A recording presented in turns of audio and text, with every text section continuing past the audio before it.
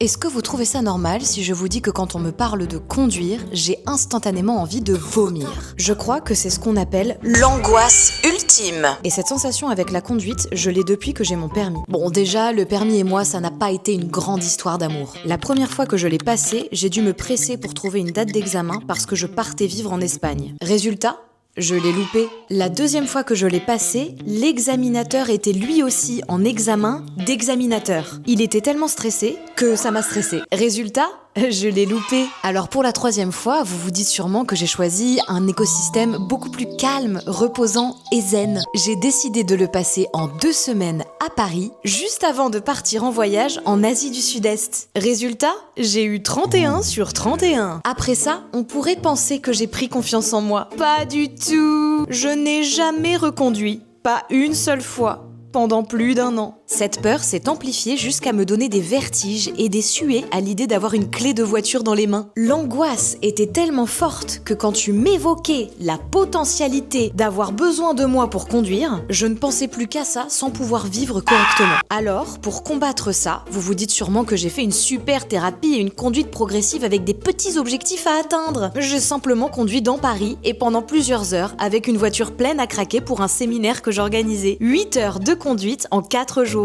Et depuis, j'ai beaucoup moins peur de conduire. Bon, j'ai quand même fait un petit bouton de fièvre à cause de l'angoisse, mais je crois que ça y est, c'est de l'histoire ancienne.